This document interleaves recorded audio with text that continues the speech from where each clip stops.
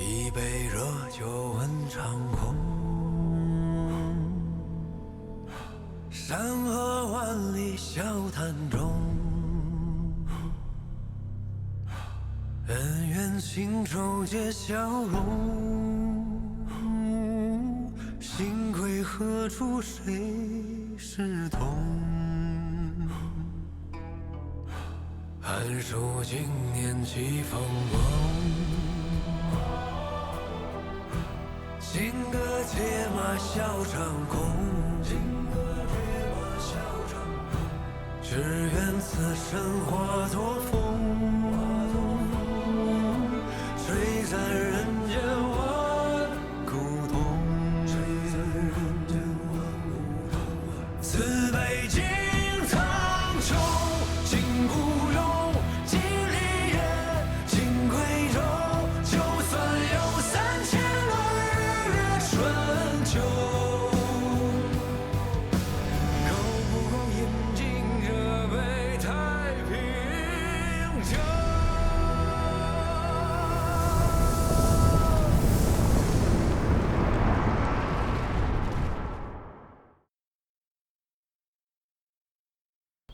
父亲，父亲，大王这是杀鸡害猴啊！老八都营务废弛，不堪一击，这是人皆禁止。2代君王和七郎君都不敢揭开此事，就是怕乱了军心，生出昼夜之变。今日大王命神虎子当堂揭开了此事，这就是当众打父亲的脸呐！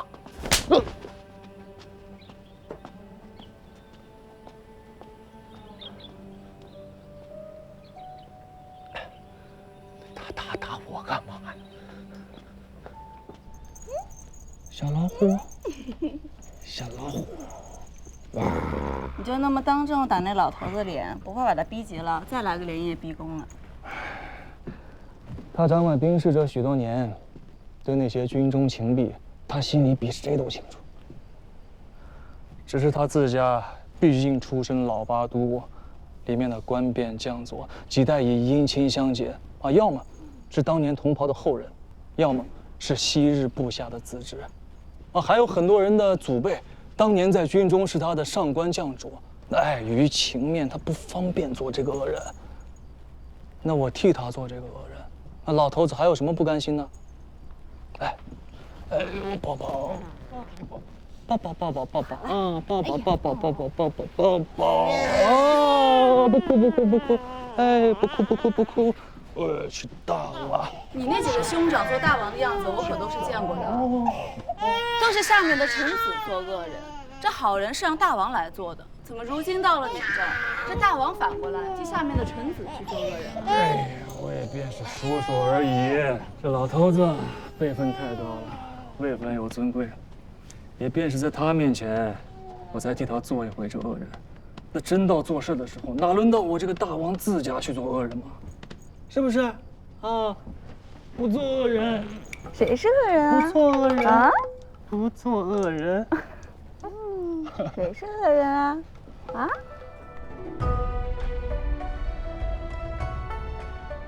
为平息南唐与吴越之间的战事，结盟好，通商贸，最终实现天下会一，太平盛世。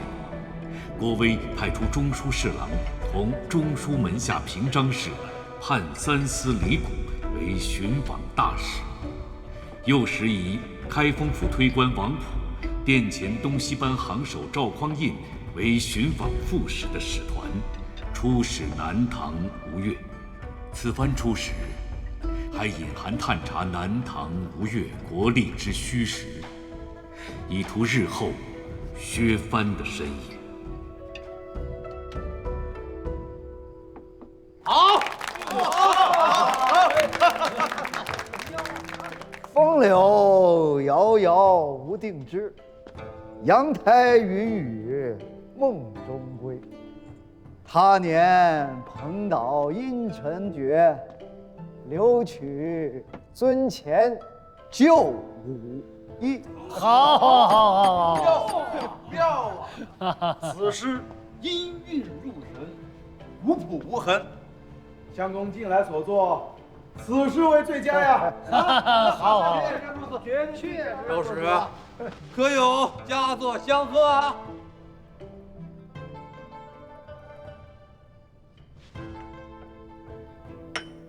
放肆！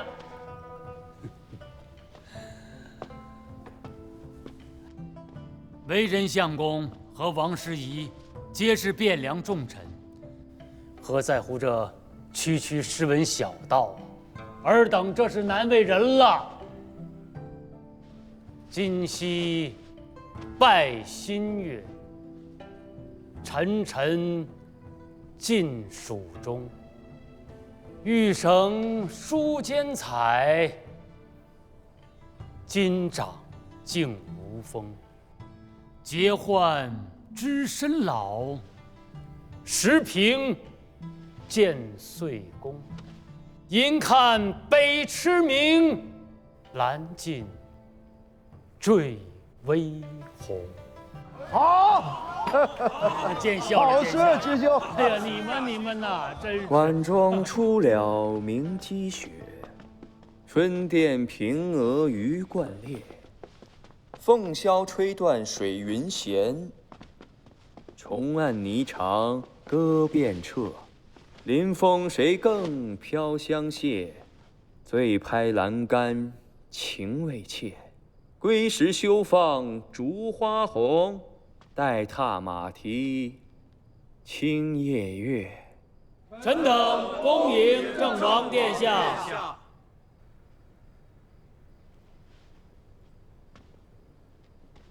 主公不必多礼，孤是恶客，不请自来，叨扰了诸公的正事。臣不敢。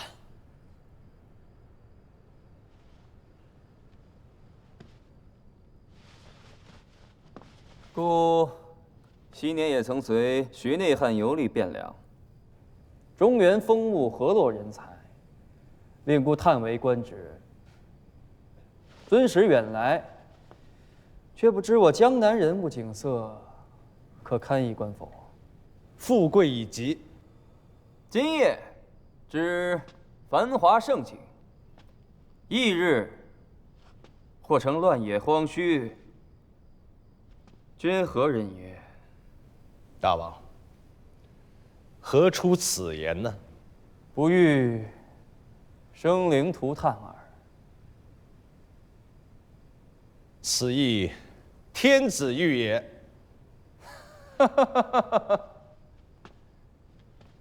非要变个征硕吗？昔日在汴梁，契丹天子驾前，诸君亦曾屈身为臣妾啊。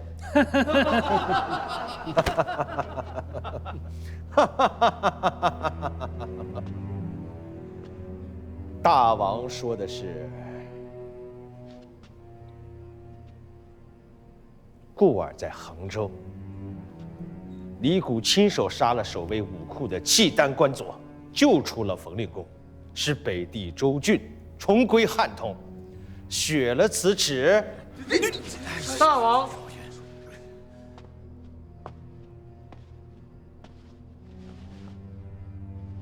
我等北人不胜酒力，为时已晚，自请告退，还望大王恩准。诸位且慢，诸位且慢。大王，微臣早已安排妥当。今夜静缓，使臣可入馆驿歇息。金陵繁华，堪比昔日长安洛阳。使臣若有暇，不妨盘桓几日，以尽我主之志意。就是啊。告辞。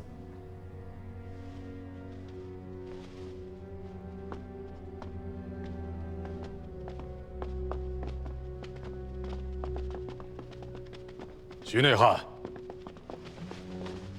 昔日崇元殿上的种种情形，内汉还是应当常常与大王提起。饿久了的人看不得旁人糜费，主公若是不吃了，外臣请带回去吃。请大王允准。理应如此。这位周使尊姓？这怎么着？君莽夫，莽夫！好歹也是杨行密留下来的奢哲基业呀。承平日久，居然都自以为是桃花源中人了，可笑啊！金陵没什么可看的了，收拾行囊，明日一早启程南下。诺。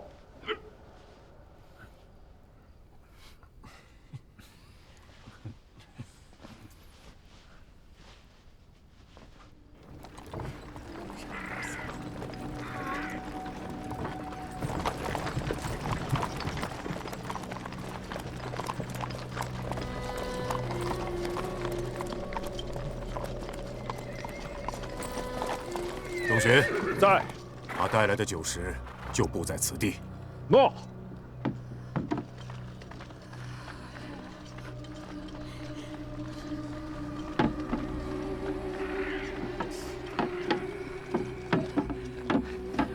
干嘛呢？干嘛呢？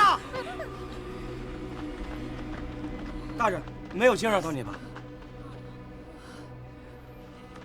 都散了，散了。大人，还有什么吩咐吗？快点！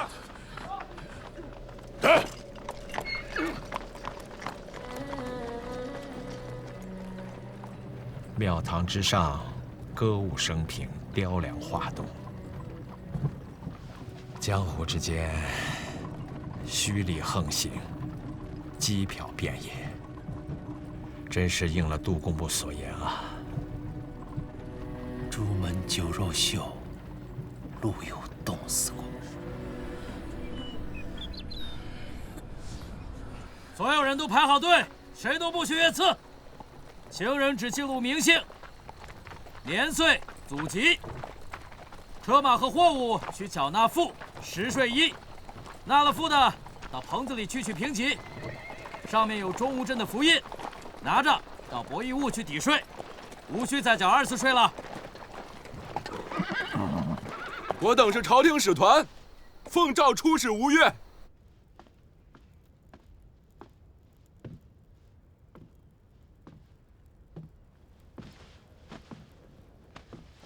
罪臣钱仁俊参见大王。大郎兄免礼。谢大王。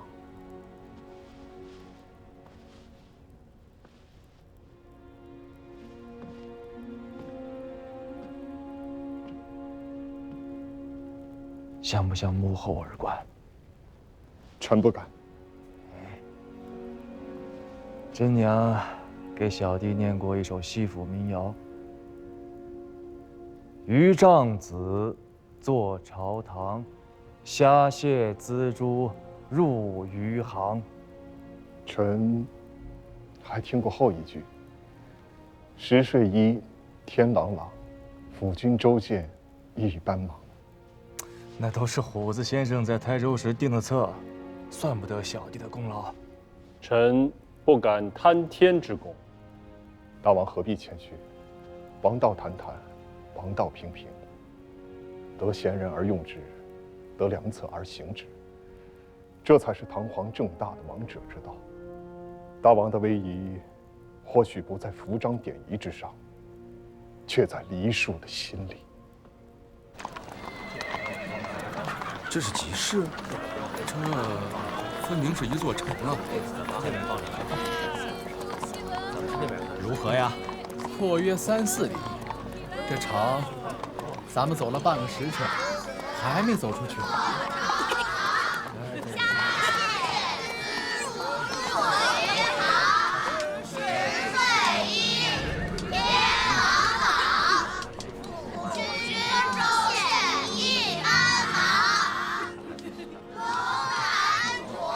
东吴之地，不可轻图啊！啊，我们走。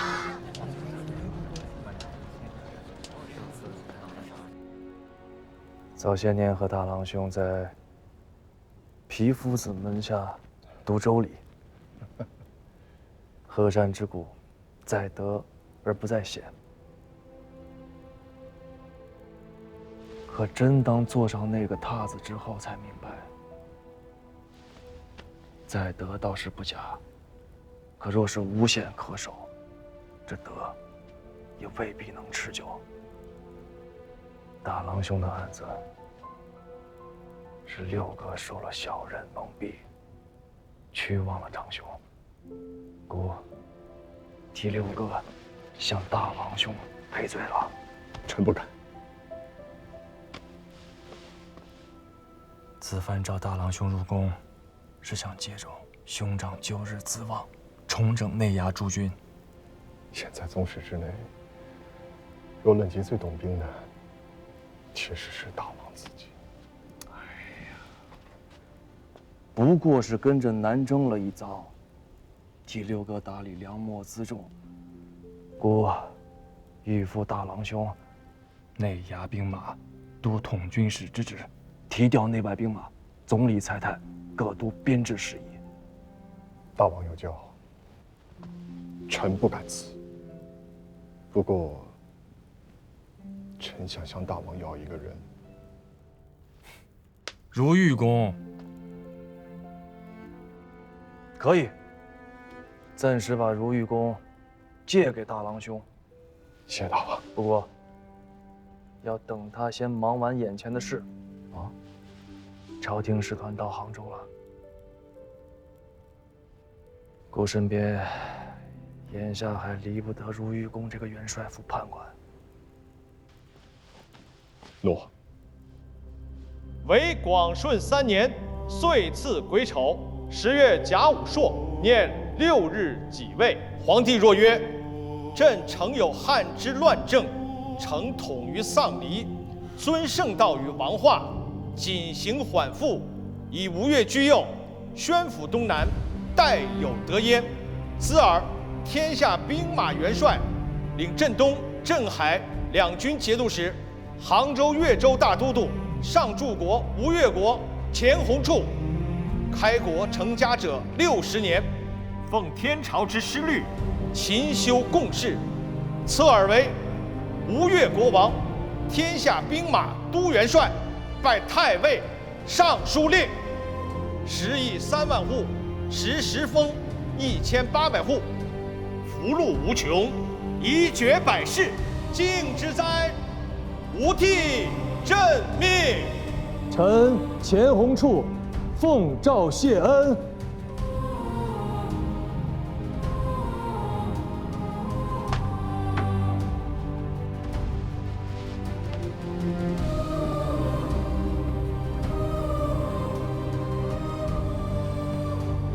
参拜元帅。李相公免礼，诸公免礼。请李相公及诸位使臣暂回驿馆歇息。谢元帅。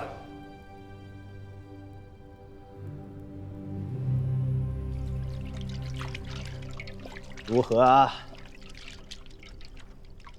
若以之间驿馆论之，怕是远不及金陵啊。文博，你也太促狭了些吧？见微而知著。吴越之地，官衙馆舍简约质朴，然四面皆寺，喧沸熙攘。既有长安东西、洛阳南北之旧貌，只此一条，便远胜南唐多矣。定下来是谁和你我来谈了吗？丞相府丞相袁德昭，元帅府判官慎文琪。一主内政，一主共事，这礼数上都周全得紧呀。可惜了，何该当面称一称这少年吴越王的根底呀？无妨。临行之际，冯令公有所交代，郡王和赵元朗皆与这位大王有旧，让赵元朗去称。啊，还是5月的酒喝的舒心呐。该说不说，你这大王做的是越来越有模样了。千头万绪，偏生还急不得。大事小事，只能从头慢慢收拾。都一样。小乙哥那儿也是一堆琐细事。官家身子不好，不做朝了，大事小情都得小乙哥做主，一天也睡不得2个时辰。小乙哥是以天下为己任的，他做这些事儿不奇怪。可我呢，自幼顽劣、懒散，赶鸭子上架做了这个大王，偏生坚壁又瘦弱，撑不起偌大的局面。莫要自谦。此番出使，我们却是自扬州而来，所见朱门大户却是豪富，可是寻常人家，衣不蔽体，屋无片瓦，家无余粮。相比之下，我们来到吴越，自伯邑坞下船，我听闻也就是3、4年的光景，你将那伯邑坞翻了个5、6倍之大，且有万人跳卖营生，单凭这一点，你就比你的兄长做得好。那也是有六哥在先啊！啊，是。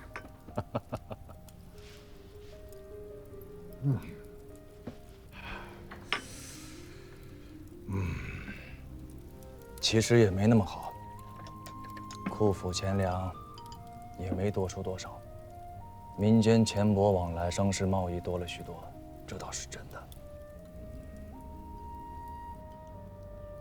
府库中并无多余的钱粮可数。袁相公何必狂语？此行一路之上，所闻所见，吴越之富庶，即天下之冠。再说，朝廷也不是白要吴越之粮，这不是贡食，是贸易。今朝廷所有，只要东南所需，皆可贸易，包括兵甲在内。国中不缺兵甲。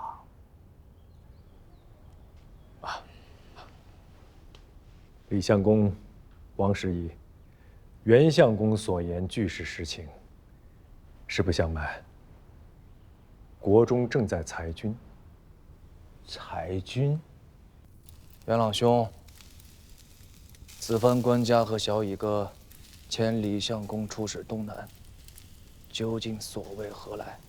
想带你回京师，去京师里做你的大王。每个月朔望日，天蒙蒙亮，与我一同站到那明德门外去吹冷风。那可是好啊！那御史台的台玉我还没出够呢，只得半年的光景，整整胖了10斤有余。汴梁的食水养人呐，想得美！小乙哥那儿恨不得1个人分成5个用。我是帮不上他许多，你若能在，定能助他一臂之力。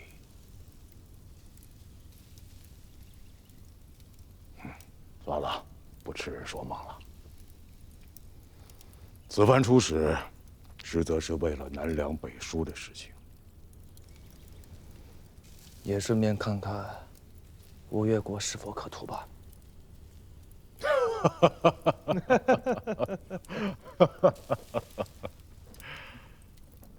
你当真这么想？小乙哥如今不再是河东郡的藩子，是执掌天下、监理国政的储君，便是寻常的中才之主，连做梦都想着江山一统，更何况是小乙哥这等雄才大略、心系天下的英雄。此次你却是猜错了。能让他夙夜忧心的，不是什么破狮子天下，而是民生。莱州海贸，就是开辟自明州到莱州的海贸航线。当年大王游历京师，走的便是这条海路。可惜当年京师灌溉云集，将门勋贵比比皆是，垄断商路。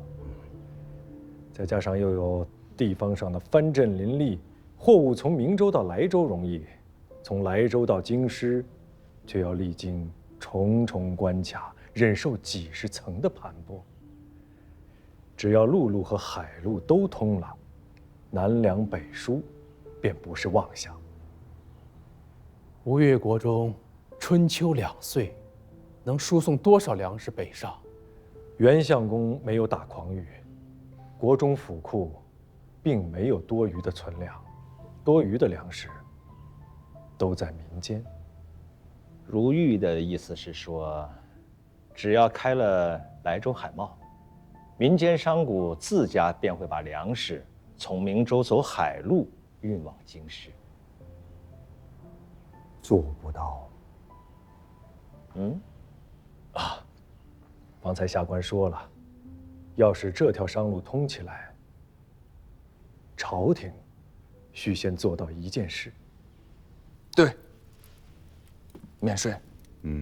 只要朝廷肯免去这条商路上所有商贾的税赋，海上路上全面，穿州过县皆无阻碍，东南的粮米便会如同钱塘大潮一般，汹涌北流。到那个时候，官家和萧夷哥再无荒年之忧。你可知京师每岁春秋2季所需多少粮米？海上运输运得了那许多？那元朗兄可知，只明州外海黄龙社一家，每岁往东营平安京运的粮米有多少？哎呀，那大碗小弟能吃得了多少？只是个中原天子。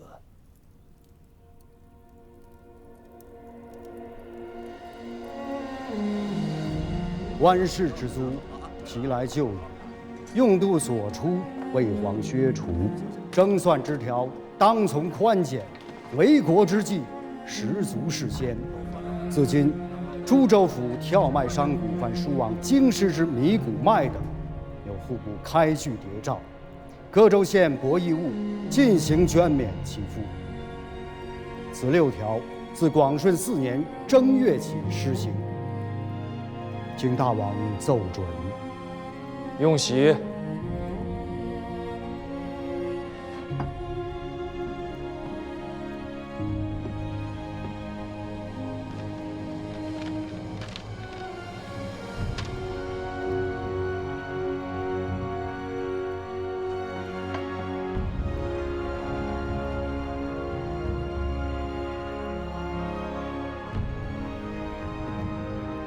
下官已具表彰，回返京师之后，必当陈奏天子，自莱州之汴梁，凡持吴越国户部牒诏之商贾，其赋税捐书，尽皆免之。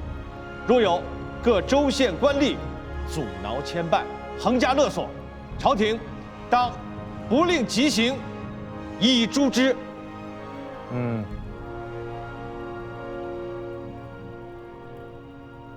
此番真是解了萧逸哥一种心头大事。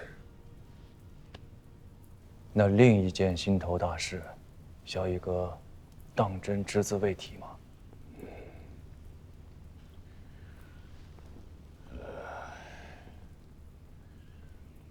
若真让你纳土，你肯吗？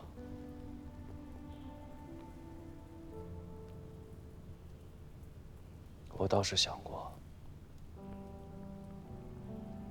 但做了大王之后才明白，纳土之事没那么容易。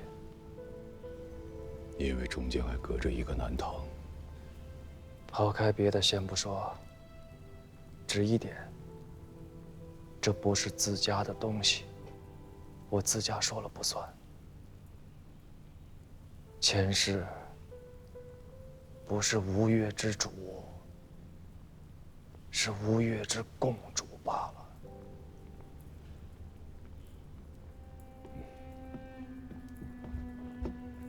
大王，启禀大王，京师来的红绫持宝。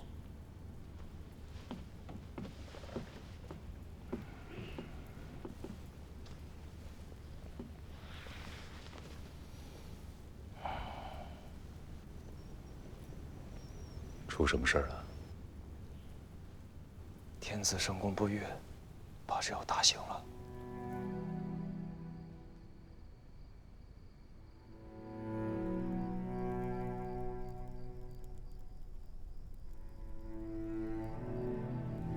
河山之故，在德不在贤。江山社稷，不是长枪大剑，也不是兵马钱粮，是水旱之年，赈灾的官仆，是小康人家的隔夜粮米，是勤劳可得富贵，良善能行天下的太平年纪。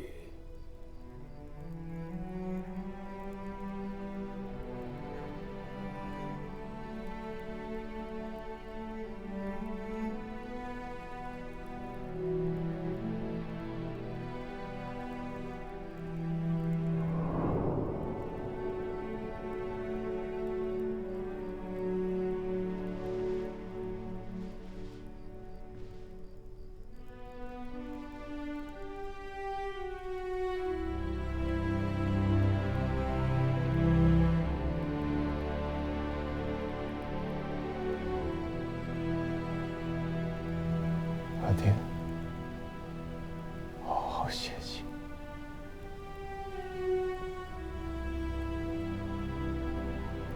来世便享太平年。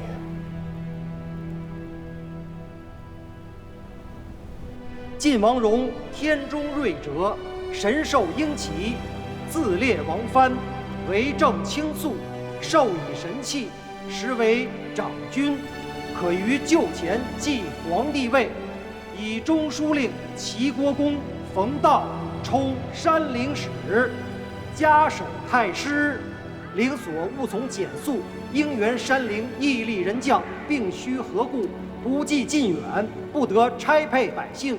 领取须有石柱废人工，只以砖代之。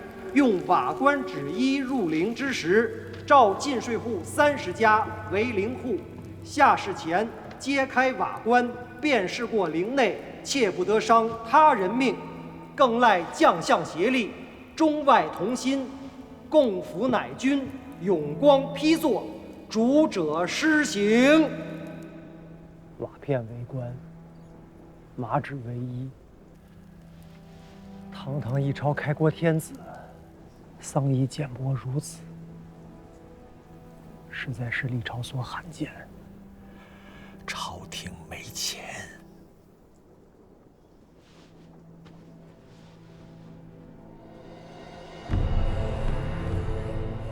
公元954年正月，郭荣继位，史称周世宗。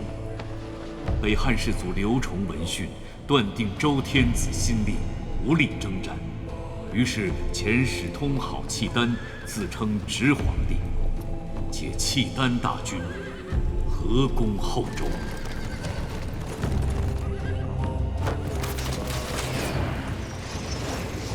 北汉一朝举国之兵总数不超过4万，其中野战之兵呢不足3万，可称精锐者为张元辉、李存圭2部，其余的便不足虑了。不是河东，是河北。陛下，臣猜测，耶律狄禄出兵河东，助战刘家是假，实则是要吸引朝廷兵马西去。彼时，朝廷大军云集河东，河北州郡兵力虚空。耶律塔列自幽州出兵，月余兵锋便可抵达澶州。澶州一下，大和天险形同虚设。京师怕是要再遭一番7年前的危局。河北用重兵，河东用偏师。官家，臣率诸将北上，醒渊谷、高平关，以拒北汉。你要多少兵？总要留几千兵拱卫京师。2万，2万已是极限。都是些在侍卫清军混了10几年的老兵油子，你镇得住他们吗？节约在手，臣勉力为之。 2万兵马，要对阵北汉的倾国之兵，还不知道会有多少契丹的援军。倘若这群丘巴在战场上临阵未死，不肯用兵，你们镇得住他们吗？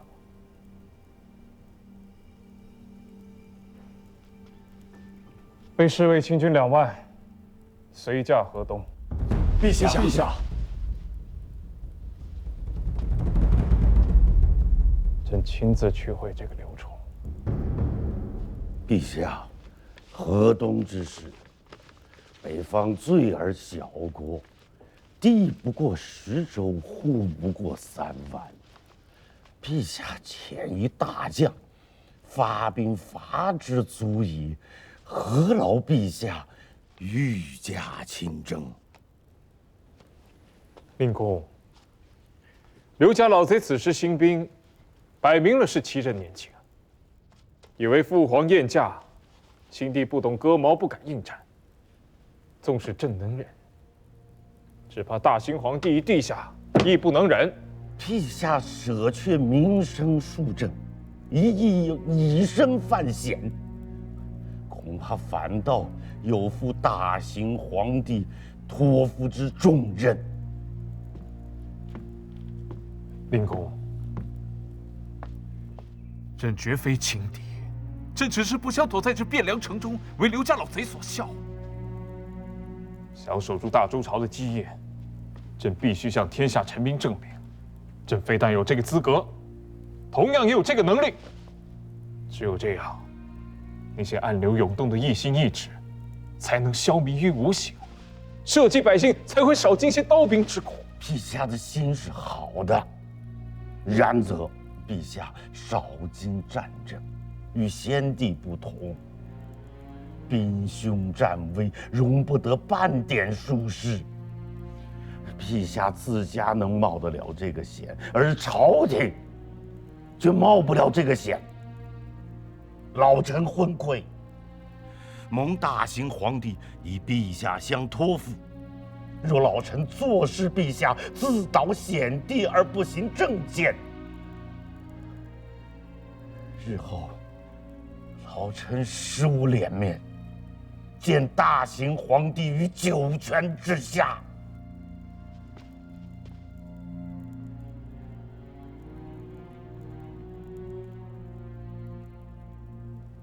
润州一线的防务要加强，从杭州调3都兵力过去，沿途有西府、秀州、中吴的 节度使司供应粮秣给养。湖州一锦军到衢州一线也要戒备，全军销甲，足兵足额足饷。两县北边，当在秀州、婺州设立2个独立的转运使司，提调粮秣、甲械、辎重诸事。要备边。 备的其实不是苏州、润州，也不是睦州、湖州，要备的是河东、河北。大王不是天子，不可僭越。北面之事，非我吴越前世当思之事。姑父，吴越为这天下之一角，若这天都崩了，覆巢之下安有完卵？ 这天早就崩了，大王，臣活了90多岁，眼见着中原乱了90多年，老王和几代先王雄姿奋武，呕心沥血，也只保得东南13州的太平。中原的事儿，吴越管不了，也不能管。历代先王神武，善事中原大国，善抚东南百姓，百般艰难，方有我吴越如今之太平年景。大王所言甚是。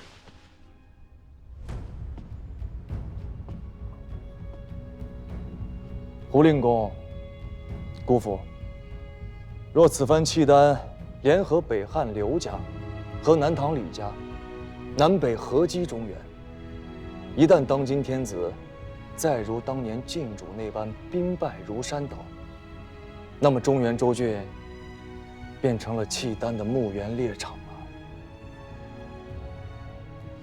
那下一个又会轮到谁？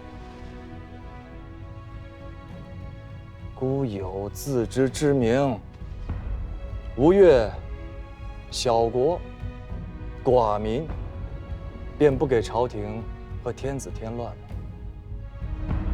但若南唐君臣存下了这般给朝廷和天子添乱的心思，那孤也断不能容。诺。诺。一旦南唐与北汉勾连，甚至沆瀣一气，齐大军趁着官家亲征，自寿州北上，使王师腹背受敌，首尾不能相顾，京师局面危如累卵啊！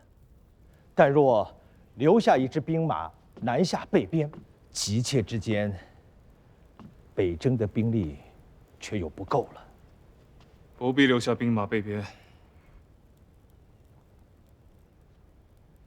莱州到杭州的海路通了吧？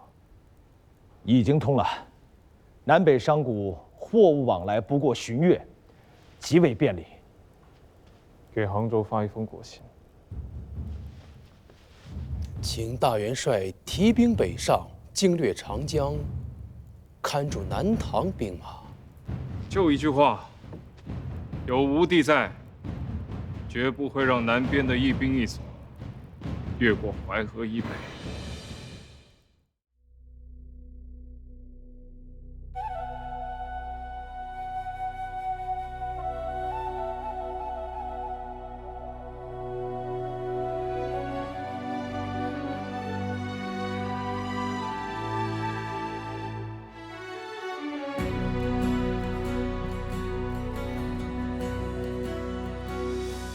几万里冲山去，几万里大江奔腾，几万里战马嘶鸣，几万里此情无声，几万里陌上花开，